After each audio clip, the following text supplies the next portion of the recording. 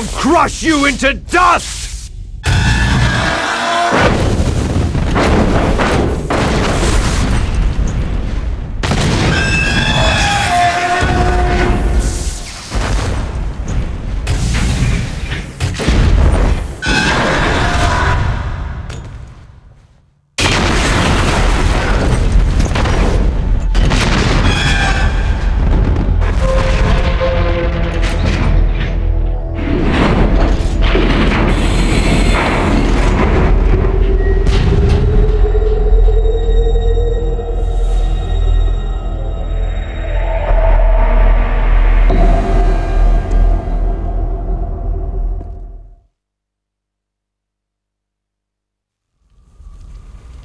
Sleeping late as usual, eh, Snake?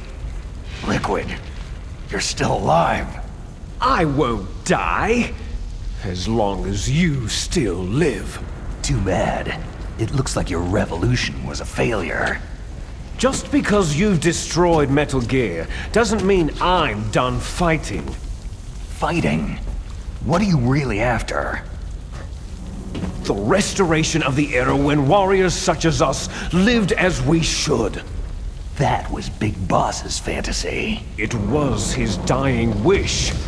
When he was young during the Cold War, the world needed men like us. We were valued then. We were desired. But things are different now.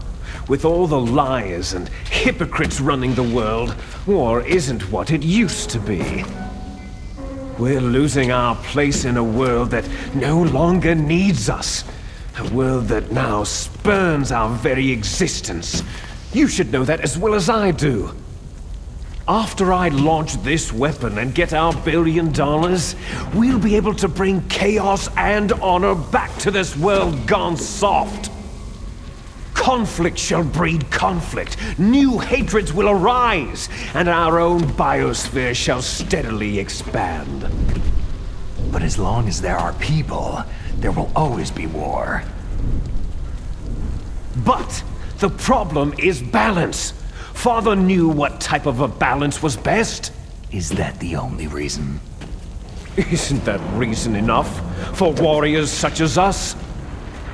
I don't want that kind of world. Ha! You lie! So why are you here then? Why do you continue to follow your orders while your superiors betray you? Why did you come here? Well, I'll tell you then. You enjoy all the killing, that's why. What? Are you denying it? Haven't you already killed most of my comrades? That was... I watched your face as you delivered the coup de grace. Oh, it reflected such vitality. You're wrong. There is a killer inside you. You don't have to deny it. We were created to be that way. Created? Les enfants terribles. The terrible children. That's what the project was called. It started in the 1970s. Their plan was to artificially create the most powerful soldier possible. The person that they chose as the model was a man known then as the greatest living soldier in the world. Big Boss. But Father was wounded in combat and already in a coma when they brought him in. So they created us from his cells, with a combination of 20th century analog cloning and the super baby method. Super baby method? They fertilized an egg with one of Father's cells, and then let it divide into 8 clone babies. Then they transferred the clones to someone's uterus, and later intentionally aborted 6 of the fetuses to encourage strong fetal growth. You and I were originally octuplets. Octuplets? Yes. The other 6 of our brothers were sacrificed to make us. We were accomplices in murder before the day we were even born. So, it was you and I, 2 fertilized eggs with exactly the same DNA. But they weren't finished yet. They used me as a guinea pig to create a phenotype in which all of the dominant genes were expressed to create you. I got all the recessive genes. You took everything from me before I was even born. But you and I aren't his only children. What? The genome soldiers. They too are his progeny, carrying on his genetic legacy. But unlike us, they carry it digitally.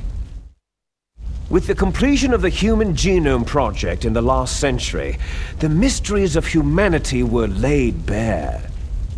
Thanks to Father's DNA, they were able to identify more than 60 soldier genes responsible for everything from strategic thinking to the proverbial killer instinct. Those soldier genes were transplanted, using gene therapy, into the members of the next generation special forces. That's how they became the genome soldiers. That's right.